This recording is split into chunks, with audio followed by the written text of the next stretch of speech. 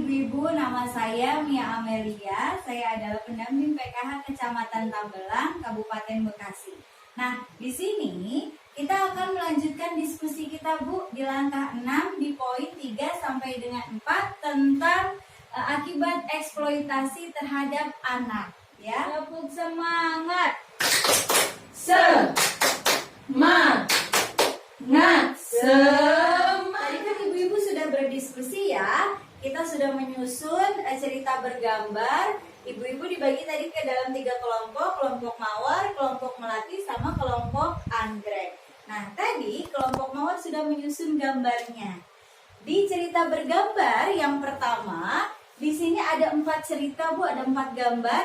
Gambar yang pertama yaitu ada seorang penjual koran, anak yang menjual koran. Kemudian yang berikutnya, ketika si anak berjualan koran, si anak melintas di depan sebuah sekolah, kemudian melihat teman-teman seumurannya bersekolah. Kemudian dia berpikir, kapan ya aku bisa sekolah? Nah, gambar yang ketiga, si anak memberikan hasil jualan korannya kepada bapaknya. Dan yang gambar terakhir yaitu si anak melintas kembali di depan sekolah dan melihat teman-teman seumurannya lulus sekolah. Dan si anak berbicara senangnya bisa lulus sekolah. Dari cerita bergambar di kelompok 1 yang tadi sudah disusun, kita bisa tarik kesimpulan, Bu, ada beberapa poin.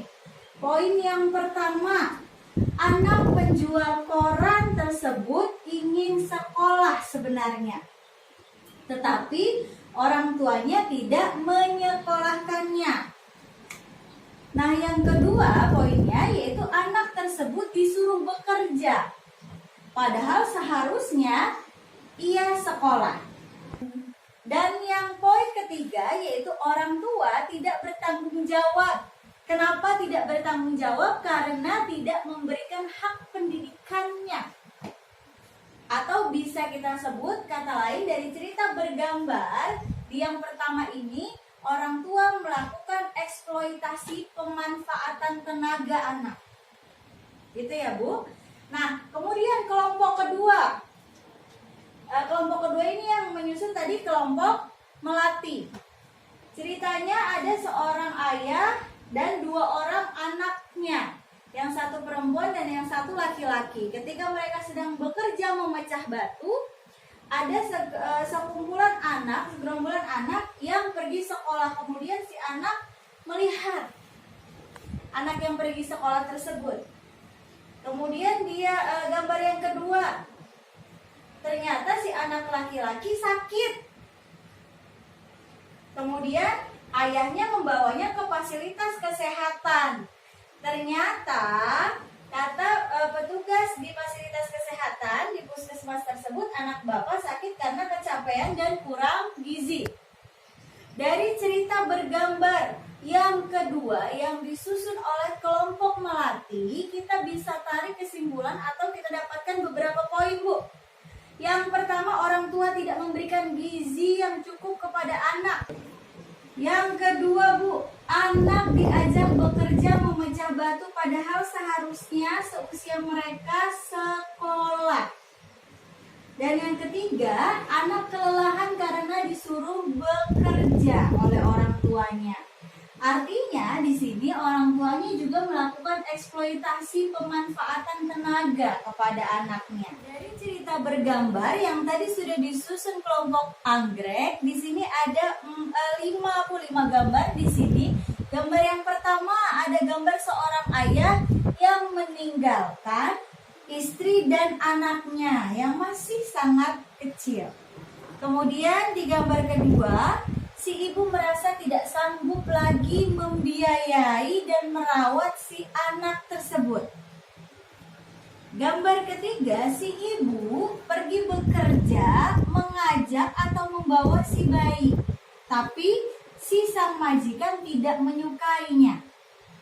Dan di gambar keempat, akhirnya si ibu menjual anaknya kepada orang-orang yang tidak bertanggung jawab. Dan di poin cerita yang terakhir yaitu si orang tersebut menjadikan anak tersebut disebut sebagai pengemis. Dari cerita gambar yang ketiga ini, Bu, kita bisa tarik kesimpulan bahwa ayah yang meninggalkan anak dan istrinya adalah ayah yang tidak bertanggung jawab. Si ayah sudah melakukan penelantaran kepada anak dan istrinya. Kemudian, yang kedua, sang anak akhirnya dijual kepada orang yang tidak bertanggung jawab dan akhirnya dijadikan pengemis demi uang. Artinya di sini sudah terjadi eksploitasi, pemanfaatan, kepolosan, dan keluguan anak. Gitu ya, Bu? Nah, ibu-ibu, kita pahami bahwa eksploitasi anak sangat berakibat buruk ya, Bu. Eksploitasi itu dapat berakibat buruk bagi anak-anak. Nah, di sini saya ada flip chart, Bu, flip chart 6. Ya, akibat eksploitasinya. Kita baca sama-sama ya, Bu. Iya. Ibu Dita kelihatan, Bu? Ya, Bu, kelihatan. Ibu Martina? Kelihatan, Bu. Iya, coba kalau Mbak Bintari bisa geser ke depan ya, Bu, maju ya, Bu. Sudah, Bu. Oke, sudah ya, Bu. Kita baca sama-sama ya, Bu. Ya. Kita baca ya, Bu, akibat eksploitasi anak. Yang pertama apa, Bu? Anak putus sekolah. 2. Perkembangan fisik anak terganggu. 3. Menjadi penakut, murung, menarik diri. 4. Anak terkena PMS, penyakit menular seksual, HIV atau AIDS. 5. Tidak punya masa depan atau kehilangan cita-cita. 6. Anak berpotensi mengulang kembali eksploitasi yang dialaminya. 7. Anak kehilangan percaya diri. 8. Anak dapat terluka atau sakit-sakitan. 9. Anak tidak punya waktu bermain. 10.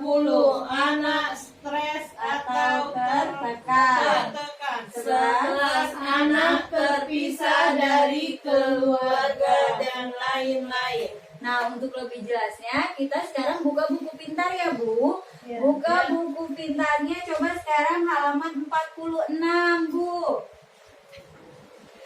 Buka buku pintarnya halaman 46. Di situ ada apa, Bu? Coba Bu Dita udah dibuka, Bu. 46, Bu.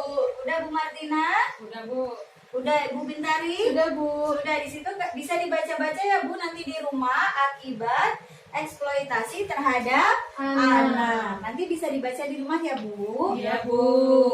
Terima kasih ibu-ibu atas perhatiannya. Selesai sudah sesi langkah 6 ini, ibu-ibu. Terima kasih. Semoga kita nanti bertemu lagi di bulan depan. Jaga selalu kesehatan ya, Bu. Ya. Makan makanan yang bergizi dan jangan lupa pakai masker ketika keluar rumah. Terima kasih. Saya Assalamualaikum warahmatullahi wabarakatuh. Waalaikumsalam warahmatullahi wabarakatuh. Hak hidup, tumbuh kembang, perlindungan, partisipasi.